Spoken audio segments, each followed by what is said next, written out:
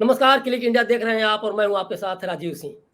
दीपावली के बाद हालात अगर देखा जाए सांसों की बात करें तो एक तरह सांसों पे आफत की तरह हालात आ गई हैं और लोग बहुत ही ज़्यादा परेशान हैं अपने लंग्स हेल्थ के कारण। प्रदूषण बढ़ा है, हवा में एक तरह से कहा जाए तो जहर घुला है। तो इसी पूरे मुद्दे पर लोगों की चिंताओं को दूर करने के लिए, लोगों को बताने के लिए आखिर करें क्या? पटाखे तो हमने छोड़ दिए, अब क्या करना है? हमारे साथ जाने-माने लंग्स स्पेशलिस्ट डॉक्टर शिशिर हैं। डॉक्टर शिशिर, आपका क्लिक इंडिया में बहुत-बहुत स्वागत है। नमस्कार, थैंक यू आपको इस शो पे इनवाइट करने के लिए। मैं शुक्रिया सर। मैं आपके शो के माध्यम से लोगों को कुछ अवेयरनेस देना चाहूँगा, क्योंकि दिवाली का सीज़न चला गया, खुशियों का सीज़न चला गया, लेकिन अब थोड़ा-सा दुःख हो सकता है रेस्पिरेटरी पेशेंट को स्पेशली। हम श्योर देख सर, सकते हैं कि बिल्कुल हो भी लोग रहा है। मीडिया। हाँ जी। बिल्कुल। हम और देख सकते इसका हैं कि ये लोग आप मीडिया में और जी, न्यूज़ जी, में आजकल एक्यूआई के बारे में बात कर रहे हैं। तो जी। स्टार्टिंग में सबसे पहले मैं एक्यूआई के बारे में कुछ एक्सप्लेन करना चाहूँगा, हाँ सर, ताकि ये मैं हमारे जानना चाह रहा दर्शक। था कि एक हेल्थ एक्सपर्ट एक्सपर्ट के तौर पे जिस तरह से दीपावली के बाद का प्रदूषण बढ़ा, उसको कैसे आप देखते हैं? और इसमें एक्यूआई लेवल जिसको लेके हमेशा चर्चा होती है लोगों के बीच में, ये क्या है? ज़रा हमारे दर्शकों को ये बताएँ कि इसका कितना हेल्थ के तौर पे अगर देखा जाए, साँसों पे इसका कितना असर पड़ता है? सर देखिए, पहले तो एक्यूआई जो जनरली होता है वो एयर क्वालिटी इंडेक्स, वो जनरली अगर 100 से कम मार्क होता है तो वो बहुत अच्छी क्वालिटी मानी जाती है। एक्यूआई डिपेंड किस पे करता है, ये बहुत जानना इंपॉर्टेंट है। एक्यूआई जी, डिपेंड करता है कुछ चीज़ों पे, जैसे कि पीएम 10 होता है, पीएम 2.5 होता है, सल्फर जी, डाइऑक्साइड होता है, नाइट्रोजन डाइऑक्साइड होता है। ये सब चीज़ें हमारे पॉल्यूशन के कारण होते हैं। ये सब चीज़ कैसे रिलीज होते हैं कि ऑटोमोबाइल्स हो गया, इंडस्ट्रियल वेस्ट हो गया, या फिर जो हम पटाखे छोड़े हैं उसकी वजह से जो सस्पेंडेड पार्टिकल्स हैं, जब उनकी मात्रा हमारे हवा में ज़्यादा हो जाती है तो उसकी वजह से एक्यूआई बिगड़ जाता है। 100 से ज़्यादा एक्यूआई आते ही रेस्पिरेटरी पेशेंट्स को प्रॉब्लम होते हैं। सबसे ज़्यादा कॉमन रेस्पिरेटरी पेशेंट जो हम देखते हैं वो हमारे पास आते हैं एस्थमा, जो कि नॉर्मल टर्म में आप दमे के मरीज कहेंगे, या जी, सीओपीडी के मरीज, या फिर जी, इंटरस्टिशियल लंग डिजीज, एक तरह की बीमारी होती है जिसमें लंग की फाइब्रोसिस यानी कि सिकुड़न हो जाती है। जी, बच्चों में जो जिनमें एलर्जिक इशू बहुत ज़्यादा कॉमन होता है। आप रेस्पिरेटरी से अलग सो देखें, कार्डियक पेशेंट होते हैं जिनको हाइपरटेंशन की दिक्कत है, कार्डियक इस्मिक प्रॉब्लम है, स्ट्रोक के पेशेंट है। तो इन जी। सभी मरीजों में सबसे ज़्यादा दिक्कत होती है, क्योंकि हमारे एयर की क्वालिटी बहुत ज़्यादा खराब हो गई है। तो ये सीज़न उन सब मरीजों के लिए बहुत ही अच्छा नहीं माना जाता है। लेकिन हम अगर नॉर्मल लोगों की बात करें, जो नॉर्मल है, जिनकी ब्रीदिंग कैपेसिटी बिल्कुल नॉर्मल है, उन लोगों को भी इस सीजन में बहुत ज़्यादा प्रॉब्लम होती है। अगर मैं इस डाटा की बात करूँ तो लैंसेट ने एक डाटा पब्लिश किया था 2019 में। उन्होंने जी, बताया कि इंडिया में एक साल में अराउंड 25 लाख लोगों की पॉल्यूशन रिलेटेड डिजीज से डेथ होती है, जो कि एक बहुत बड़ा नंबर है। अगर हम 25 कॉमन लाख। बीमारियां लें तो उसमें एक बहुत ही बड़ा नंबर पाया जाता है। और जी, जी, ये एक ऐसी पॉल्यूशन है जो हमारे हाथों में है। अगर हम कुछ रोकथाम करें या कुछ मेजर्स लें तो हम इसे कंट्रोल कर सकते हैं। तो मैं सारे दर्शकों को ये बताना चाहूंगा कि ऐसी एक प्रॉब्लम हमारे बीच जूझ रही है जिसका सॉल्यूशन हमारे पास ही है। अगर जनरल साइन की बात करें, जिस तरह से प्रदूषण बढ़ा है, लोग डरे हुए हैं, जनरल साइन की बात करें तो आखिर वो जनरल साइन क्या हो सकते हैं प्रदूषण के बाद, दीपावली के बाद? जिसको लोग आसानी से पहचान जाएँ कि हाँ, अभी मैं प ट्रबल में हूँ, मुझे इलाज की सख्त ज़रूरत है। देखिए, अगर हम नॉन स्पेसिफिक साइंस, मतलब ऐसा नहीं है कि बस रेस्पिरेटरी प्रॉब्लम होती है पॉल्यूशन की वजह से। अगर आप देखोगे, बाहर जाओगे इस धुएं में, जब पॉल्यूशन में, तो आंखों में जलन होना सबसे कॉमन प्रॉब्लम होती है। एक होता है कि आंखों में जलन हो रहा है, हमें हमें हेडेक हो रहा है, सर भारी सा लग रहा है, तो ये सबसे ज्यादा कॉमन सिम्टम्स है। अगर हम रेस्पिरेटरी पॉइंट ऑफ व्यू से देखें तो सूखी खांसी आना, या खांसी में फ्लेम आना, या छाती में आप नॉर्मल काम कर रहे हो उसमें आपकी सांस फूल जाना, रात को सोते टाइम छाती से आवाज आना, सीटी की आवाज आना, जिसे कि हम कॉमन टर्म में वीजिंग कहते हैं। ये सब कॉमन जो सिम्टम्स होते हैं वो रेस्पिरेटरी प्रॉब्लम यानी पॉल्यूशन की वजह से बहुत ज्यादा बढ़ जाते हैं। अगर आप देखोगे तो कुछ लोग बहुत चिड़चिड़े हो जाते हैं, या कुछ बोलते हैं कि मुझे दिन भर हेडेक हो रहा है, तो ये सारे कॉमन सिम्टम्स हैं, वो पॉल्यूशन की वजह से हो सकते हैं। जी। अच्छा, क्लिक इंडिया के पास बहुत सारे लोगों के क्वेश्चन्स आए हैं कि जब भी आप इंटरव्यू करें तो इस पे करें, लंग्स पे। आज खास तौर पे आपको मैंने इसीलिए अप्रोच किया। तो लंग्स डिजीज में या फिर जो दीपावली के बाद प्रदूषण बढ़ा है, उसमें रनिंग नोज के क्वेश्चंस ज़्यादा हैं कि रनिंग नोज हमारा ज़्यादा हो रहा है और सूखी खांसी की तो हल्की-फुल्की समस्या आ रही है, लेकिन ज़्यादा क्वेश्चंस रनिंग नोज को है। ऐसे में क्या करना चाहिए लोगों को ताकि थोड़ा-सा फौरी राहत उनको जल्दी मिल जाए? देखो, रनिंग आप देखेंगे कि रनिंग नोज हो क्यों रहा है। जो भी हमारे पॉल्यूशन, हम दिन में कम से कम 10,000 बार सांस लेते हैं, तो आपके आसपास के जो पॉल्यूटेंट हैं, जो हवा में केमिकल्स है, वो 10,000 बार आपके नाक के अंदर जा रहे हैं। हमारे जी, नॉस्ट्रिल्स एक डिफेंस मैकेनिज्म होता है कि इन चीजों को फिल्टर करने के लिए। तो जी, आप कुछ भी पॉल्यूटेंट अगर नाक में लेते हैं तो सबसे पहला लाइन ऑफ डिफेंस हमारा नाक होता है। तो वो जब केमिकल्स बार बार नाक को इरिटेट कर रहे हैं, उसके वजह से रनिंग नोज होते हैं। तो सबसे पहले आप बोल सकते हैं, सबसे पहला जो सिम्टम्स आता है वो रनिंग नोज होता है। इसको जी, बचाव करने के लिए तो सबसे पहली चीज होती है कि आप अवॉइड करें। अगर आपको लग रहा है कि आप बाहर जाना अवॉइड कर सकते हैं तो सबसे बढ़िया बात है। अगर आपको बाहर जाना भी पड़ रहा है तो आप मास्क यूज करके जाएं, जी। या फिर आप ऐसे टाइम बाहर निकले जब हमारा पॉल्यूशन लेवल कम होता है, जो कि जनरली सुबह के टाइम में और शाम के टाइम में हमारा पॉल्यूशन लेवल सबसे ज्यादा होता है। तो आप इन टाइम को अवॉइड करके बाकी टाइम में बाहर निकल सकते हैं।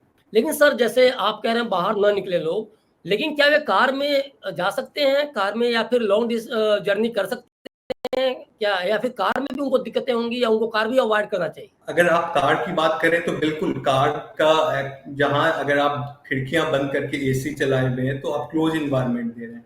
बट बात ये होती है कि आप डोर खोल के बंद करते हो तो जो बाहर के पॉल्यूटेंट्स होते हैं वो भी कार के अंदर कैच हो जाते हैं। आजकल नई कारों में एयर प्यूरिफायर साथ में आया, आप लगा सकते हैं, तो ऑब्वियसली उससे फायदा होता है। अगर आप बाहर इमरजेंसी है, आपको जाना ही है हाई पॉल्यूशन के टाइम में, तो कार से ट्रैवल करना ऑब्वियसली बेटर रहेगा एज कम्पेयर कि आप पैदल कहीं बाहर जा रहे हैं। लेकिन वेंट के माध्यम से कार में भी तो बाहर की हवा अंदर, अंदर की और की हवा बाहर तो जाती ही है, तो परेशानी तो उतनी बिल्कुल, ही ये बढ़ती तो आप अवॉइड नहीं कर सकते। आप कोई भी एयर क्लोज स्पेस तो कहीं भी क्रिएट नहीं कर सकते, चाहे आप कार हो, चाहे आप घर के अंदर ही एयर प्योरीफायर लगा लें, तो कुछ ना कुछ मात्रा में पॉल्यूशन आपके कार के अंदर आएगा ही। नहीं, चलिए ये तो प्रदूषण अब तो जो बढ़ना था बढ़ गई, पटाखे लोगों ने फोड़ लिए। लेकिन अब प्रदूषण बढ़ने के बाद खुद को सुरक्षित रखने रखने के लिए प्राइमरी स्टेज पे लोगों को क्या करना चाहिए? करें। देखो, एक हेल्थ एक वेल्थ होता है जो एक दिन में क्रिएट नहीं हो सकता है। जी, जैसे पहले लोग कहते थे कि Rome is not created in one day, वैसे ही हेल्थ भी हमारी एक वेल्थ है जो ईट ईट से आप बनाते हो। तो सबसे पहली राय मैं अपने मरीजों और आसपास के लोगों को बोलता हूँ कि न्यूट्रिशन पे सबसे ज्यादा ध्यान दें। जी, न्यूट्रिशन हमारे बॉडी की इम्यूनिटी को बढ़ाती है। तो अगर आप नॉर्मल डाइट में अपने ग्रीन वेजिटेबल्स हो गए, फ्रूट्स हो गए, इन सबको इंक्लूड करना है और अपना हाइड्रेशन हमेशा मेंटेन करना है। आपको जब भी मौका मिले आप पानी पियो। अगर आप बाहर जा रहे हो तो आप अपने मास्क को यूज करो, या फिर आप जब सबसे ज्यादा पॉल्यूशन एयर में तो उस टाइम बाहर जाना ही आपको अवॉइड करना चाहिए। अगर आप बात करें ओल्ड एज की, तो ओल्ड एज में आजकल बहुत कम लोगों को ये पता है कि हमें वैक्सीनेशन करना पड़ता है। एक इन्फ्लुएंजा वैक्सीनेशन है जो कि हर साल, और निमोनिया का वैक्सीनेशन है जो हर 5 साल पे मरीजों को जो कि 65 साल से ऊपर है या फिर 65 साल से कम है, उनको भी हर साल लगाना चाहिए। इससे हमें इन्फ्लुएंजा, जो कि अभी इन्फ्लुएंजा का सीजन आ रहा है, उसकी अगेंस्ट में हमें इम्यूनिटी मिलती है। तो इन सब चीजों का बात ध्यान दें। अगर आप इंडोर पॉल्यूशन हो रहा है, घर में कोई स्मोकिंग कर रहा है, तो ये सब चीजों से बचाव करना है। योगा, जिसको आजकल हम लोग नजरअंदाज करते हैं, ये एक बहुत ही इंपॉर्टेंट पार्ट है हमारी लाइफ का। इससे हमारी जनरल बॉडी की इम्यूनिटी बढ़ती है, हमारे सांस लेने का तरीका बेहतर होता है और जनरल हमारे लाइफस्टाइल में इंप्रूवमेंट आता है। एरोबिक एक्सरसाइज फॉर 30 मिनट्स, ये बहुत इंपॉर्टेंट है। आप किसी भी फॉर्म में एक्सरसाइज करो, बट मिनिमम आपको 30 मिनट्स तक एक्सरसाइज करनी है। जी। अगर आपको कोई भी सिम्टम्स ऐसे आ रहे हैं जो कि आपको खतरनाक लग रहे हैं, जैसे कि ज्यादा सांस फूलना, छाती में दर्द होना या फिर बुखार आना, तो आप जल्द से जल्द अपने डॉक्टर से राय विचार करें। और अर्लियर जितना जल्दी डायग्नोसिस पता चलता है उतनी जल्दी इलाज शुरू होता है। तो ऐसी कंडीशन में हमारी बीमारी नहीं पहुंचनी चाहिए जहाँ पे कोई भी इलाज ना हो। सर ठीक है, ये तो आपने योगा की बात बताई, नो डाउट योगा तो बहुत ही फ़ायदेमंद है, ख़ास तौर पे लोग घर में रहें, बाहर रहें, कहीं भी रहें, योगा करें तो स्वस्थ एक तो ज़्यादा ठीक तरीके से रह सकते हैं। एक बड़ी बात क्या है कि इन दिनों लोग चाह रहे हैं कि कुछ मेडिसिन हमें पता चल जाए, तो क्या कोई ऐसे स्पेशल मेडिसिन या कोई ऐसा कोई ट्रीटमेंट आप रिकमेंड करेंगे इन दिनों, ख़ास तौर पे 6-7 दिन, ताकि लोग अपने आप को सुरक्षित रख सकें? देखो, ऐसी कोई मेडिसिन नहीं है जो आपको बीमारी होने से रोक सके। मतलब जी, आपकी इम्यूनिटी बॉडी की अच्छी रहेगी तो आप इन्फेक्शन से बचोगे, पॉल्यूशन से बच के रहोगे। बट लेकिन आप पहले से जो मेडिसिन हो रहे हैं, जैसे कि हमारे अस्थमा के पेशेंट्स होते हैं, वो इनहेलर्स यूज करते हैं या नेबुलाइजेशन फॉर्म यूज करते हैं। तो इस मौसम में हम पहले से, जो हमारे पास 1 महीने पहले से विजिट कर रहे हैं, हम उन्हें पहले से तैयार करते हैं कि आपको इस सीजन में क्या करना है। आपको अपनी इनहेलर की डोज बढ़ानी है, आपको अपने डोजेस को मिस नहीं करना है। तो ये प्रिपरेशन हम बहुत पहले से करते रहते हैं। 1-2 महीने पहले से पेशेंट को काउंसिल करते हैं कि ऐसा करना है, आपको बाहर नहीं जाना है। बाकी बीमारियों के लिए अगर देखा जाए तो अगर बीपी के मरीज हैं या फिर शुगर के मरीज हैं, उनको अपने मेडिसिन को बिल्कुल ही कंटिन्यू रखना है। लोग बोलते हैं कि आजकल स्टीम ले लो तो उससे आपकी नाक की सांस अच्छी हो जाएगी। तो ऐसा कुछ भी नहीं है। स्टीम जस्ट हमारे लिए नाक की जो कुछ ही पेशेंट है जिनकी नाक बंद रहती है उसमें काम करता है, या फिर कुछ बोलते हैं कि हम इनहेलर नेबुलाइजेशन पहले से लेना शुरू कर दें, उससे फायदा होगा। तो ये सब मनगढ़ंत कहानियां हैं, इससे कुछ भी फायदा नहीं होगा। अगर आप पहले से कोई दवाई ले रहे हैं तो आप उसको कंटिन्यू करो। अगर आपको कोई नई दिक्कत हो रही है तो अपने डॉक्टर के पास लो। डॉक्टर शिशिर, इस पॉल्यूशन में जो सबसे बड़ी चिंता की बात है, ठीक है, ये सारी बातें तो अपनी जगह पे हैं ही, ध्यान रखना होगा लोगों को, लेकिन बच्चों को और फिर बुजुर्गों को सबसे ज़्यादा एहतियाती कदम उठाने पड़ रहे हैं या सबसे ज़्यादा ख्याल रखना पड़ रहा है। इस बारे में ज़रा बताइए कि कैसे वे खुद को सुरक्षित रखें और इन दिनों उनको क्या करना चाहिए या परिवार को कैसे बुजुर्गों या बच्चों का देखभाल करना चाहिए? तो बच्चे और बूढ़े एक बहुत ही वल्नरेबल ग्रुप है हमारे सोसाइटी में, जी, क्योंकि वो अपने सिम्टम्स बता नहीं सकते हैं। एक बच्चा बता नहीं पाएगा कि मुझे क्या दिक्कत हो रही है, और जी, बूढ़े लोग अपने सिम्टम्स बताना नहीं चाहते हैं, क्योंकि उन्हें लगता है कि वो दूसरे लोग परेशान होंगे। और ये दोनों हमारा एक वल्नरेबल ग्रुप है, क्योंकि इनकी इम्यूनिटी सबसे ज़्यादा कमज़ोर होती है। अभी जो हमारे साइंस में सबसे न्यू स्टडीज आई है, उसमें देखा गया है कि प्रेग्नेंट वुमेन अगर पॉल्यूशन के शिकार होती हैं तो उनके जो बच्चे होते हैं उन पे ग्रोथ पे असर पड़ता है। कि बच्चे लो बर्थ वेट पे भी है, और जो बच्चे जन्म रहे हैं उनको भी सांस की दिक्कत हो रही है। तो मैं तो एक सलाह देना चाहूंगा कि अगर कोई भी घर में प्रेग्नेंट वुमेन है तो प्लीज उनको पॉल्यूशन से बच के रहना है।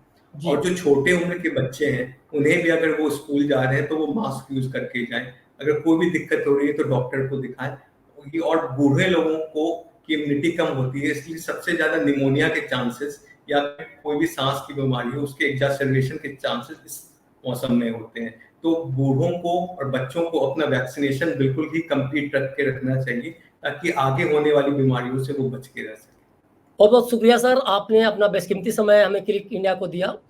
तो ये थे डॉक्टर शिशिर, जिन्होंने साफ तौर बताया कि कैसे लंग्स हेल्थ को बेहतर किया जा सकता है, कैसे आप अपने आसपास के लोगों के अंदर जागरूकता पैदा कर सकते हैं और कैसे प्रदूषण के बीच भी आप अपना रख रखाव ठीक से कर सकते हैं, बचाव ठीक से कर सकते हैं।